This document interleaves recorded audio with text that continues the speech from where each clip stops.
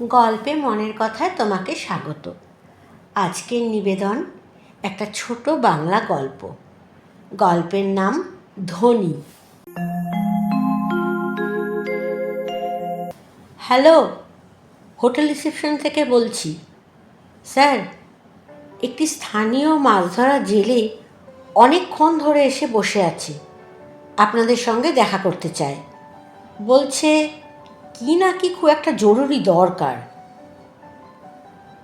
আমাদের সঙ্গে আবার কিসের দরকার? না না, আমাদের কারোর সঙ্গে কোনো দরকার নেই। বলুন, এই ভর দুপুরে আমরা কারোর সঙ্গে দেখা করব না। না স্যার, দুপুরে নয়, ওরা প্রায় সকাল 10:30 থেকে এসে বসে আছে। প্রথমে তো আমি ভাগিয়েই দিয়েছিলাম, কিন্তু ওরা নাছোড়বান্ধা। বসে আছে মানে? না না, আমরা কারোর সঙ্গে দেখা করব না, আমাদের মন মেজাজ ঠিক নেই। বলেছি স্যার, সব বলেছি। কতবার তো একই কথা বললাম, কতবার বোঝালাম স্যার। ম্যামের মন খারাপ, ওরা কারোর সঙ্গে দেখা করবেন না। ডাইনিং রুমে খেতেও নামছেন না। রুম সার্ভিস, ঘরে গিয়ে লাঞ্চ, ডিনার, ব্রেকফাস্ট সব কিছু পৌঁছে দিয়ে আসছে।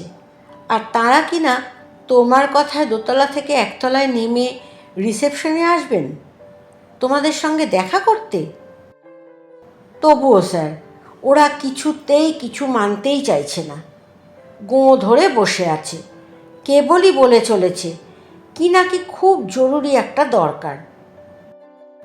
ছেঁড়া ফতুয়ার ময়লা ধুতি পরা একটা লোক যদি বউ বাচ্চা সমেত আমাদের এই ঝাঁ চকচকে রিসেপশনের মেঝেতে বসে থাকে, তাহলে আমাদের কি অবস্থা হয় ভাবুন তো। আমাদের রেপুটেশনের তো 12টা বেজে যাবে। তা বসে থাকতে দিচ্ছেনই বা কেন? ভাগিয়ে দিন। আপনাদের দরওয়ার নেই? হ্যাঁ স্যার, তাই করেছি। যেতে কি চায়? এই ঠাঠা রোদ্দুরেও রাস্তার ওপারে পাঁচিলের এক পাশে বসেই আছে। বলছে খুব দরকার, দেখা না করে নাকি নড়বেই না। আরও বলছে 5 মিনিটের বেশি সময় নেবে না। তাতে যদি সারা রাতও রাস্তায় বসে থাকতে হয়, তাই থাকবে। ব্যাপারটা একটু যদি বোঝার চেষ্টা করেন স্যার, সম্ভব হলে একবার কথা বলে ব্যাপারটা যদি মিটিয়ে নেওয়া যায়। বুঝেছি বুঝেছি। আরে বাবা, গতকাল সমুদ্রে স্নান করতে গিয়ে আর একটু হলে যে দুর্ঘটনাটা ঘটে যেতে পারত, মানে আপনাদের ম্যাডাম আর একটু হলেই, মানে ওই নুলিয়াটার জন্যই বেঁচে ফিরেছেন আর কি। তা সেটা তো আর অস্বীকার করছি না। কালই তো ওকে টাকা পয়সা দিয়ে খুশি করে দিতে চেয়েছিলাম। মানে যতটা সম্ভব আর কি। বলতে গেলে সাদাসাদিও করেছিলাম। তখন তো কিছু নিলই না, উল্টে বড় বড় জ্ঞানের কথা বলল। মানুষের প্রাণ ঈশ্বরের দান, রাখলে তিনিই রাখেন, ও তো নিমিত্ত মাত্র। প্রাণ বাঁচানো নাকি পুণ্যের কাজ। তা আজ আবার হঠাৎ হলো কি? আফসোস হয়েছে বুঝি? তা বেশ তো, ডেকে আনো ওকে, দেখি কত টাকায় রফা হয়। হোটেলের লোক রাস্তার ওপার থেকে ওদের ডেকে আনতে গেছে। হুম, মহান হওয়া যেন অতই সোজা। অবশ্য কিছু টাকা দিয়ে দিতে পারলে ভালোই হয়। ঋণের বোঝাটা একটু হলেও হালকা হয় যদি। আফটার অল, তার স্ত্রীর প্রাণটা তো বাঁচিয়েছে। যদিও সেভাবে ভেবে দেখলে কটা টাকায় প্রাণের মূল্য হয় না, তবু অত ভাবলে কি আর চলে। কালকে সেই নুলিয়াটা, তার স্ত্রী, তাদের বাচ্চা ছেলেটাকে নিয়ে এসে দাঁড়িয়েছে। শুনলাম সকাল থেকেই বসে আছো, তা কি কি বলবে বলো। ম্যাডাম কোথায়? আবার ম্যাডামকে কি দরকার? যা বলার আমাকেই বলো না। না স্যার, ওকেও দরকার। মেজাজটা ক্রমশ চড়ছে। তার স্ত্রীর প্রাণটা বাঁচিয়েছে বলে মাথাটা কিনে নিয়েছে যেন। হঠাৎ সচেতন হলেন, না, এভাবে ভাবাটাও ঠিক না। দেখাই যাক না কি বলে। মোটা সোটা দাও মারতে এসেছে, সে বিষয়ে এখন আর কোনো সন্দেহই নেই। তবে আবার ম্যাডামকে কেন? প্যাঁচ কষছে, সে তো বোঝাই যাচ্ছে। তার স্ত্রীর মনটা আবার বড্ড নরম, বড় কোনো প্রতিশ্রুতি না দিয়ে বসে। না, মাথাটা ঠান্ডা রাখা দরকার, একটা রফা তো করতেই হবে। মোবাইলে স্ত্রীকে ডেকে পাঠালেন। কিছুক্ষণের মধ্যেই নেমে এলেন তিনি। মুখটা একেবারে শুকিয়ে গেছে। হবেই তো, কাল যা মানসিক ধকল গেছে, প্রাণটা কোনো মতে বেঁচেছে, তাই না কত। সেই মুহূর্তগুলো মনে আনতে চান না মোটেও। তবু যতই জোর করে সরাতে চান, কিছুতেই যেন সরে না। তার উপরে দিদি শাশুড়ির দেওয়া 5 ভরি সোনার চেনটাও গেছে। কলকাতায় তো আর সাহস করে পড়া হয় না। ভেবেছিলেন বেড়াতে এসে এখানেই না হয় কটা দিন একটু গলায় ঝোলাবেন। সমুদ্রে স্নানের সময় খুলে রেখে যেতে ভুলে গিয়েছিলেন, সেটা গলাতেই ছিল।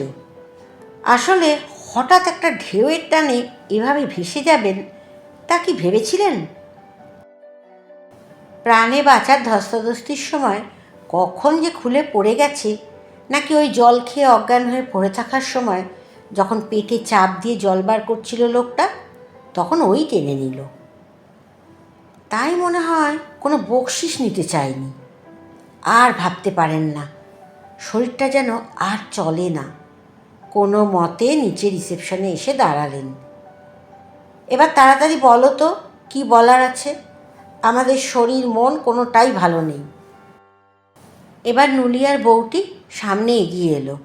তারপর কোল আঁচলের খুঁটে বাঁধা একটা ময়লা কাগজের ঠোঙা বার করে তার হাতে দিয়ে নিজস্ব ভাষায় বললে, দেখে নাও তোমার জিনিস ঠিক আছে কি না। মোড়কটি খুলতেই ঝিকিয়ে উঠল সেই 5 ভরির হার। হতভম্ব হয়ে সবাই চেয়ে রইল মলিন বেশি শীর্ণকায়া দরিদ্র সেই মহিলাটির মুখের দিকে। কোথায় পেলে? স্খলিত কণ্ঠের কথাগুলি যেন ভেসে এলো কোন সুদূর হতে।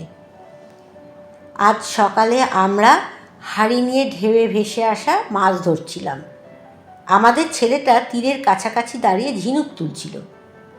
হাড়টা বালির মধ্যে গেঁথে গিয়েছিল তো, সামান্য একটু অংশ বেরিয়েছিল। তখনই ওর নজরে পড়ে, বালি খুঁড়ে বের করে আমাকে দেখায়। আমি দেখেই চিনতে পেরেছিলাম, কাল তোমার গলায় ছিল তো। আর তোমরা যে এই হোটেলে উঠেছ, সেটাও কাল তোমাদের এখানে পৌঁছে দেওয়ার সময় দেখে গেছিলাম। পড়ন্ত সূর্যকে পিছনে ফেলে ওরা 3 জনে হেঁটে ফিরে যাচ্ছিল। ওদের ছায়াগুলো দীর্ঘ থেকে দীর্ঘতর হচ্ছে। হোটেলের সিঁড়িতে হতভম্ব হয়ে দাঁড়িয়ে থাকা মানুষগুলো নিশ্চুপে শুধু চেয়েছিল সেই দিকে। কারোর মুখে কথা সরছে না, তারা শুধু দেখছিল 3টে প্রকৃত ধনী মানুষ এগিয়ে যাচ্ছে, পিছনে পড়ে থাকছে তাদের দীর্ঘ ছায়া।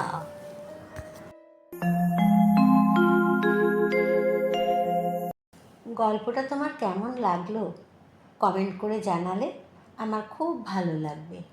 ভালো থেকো, সুস্থ থেকো।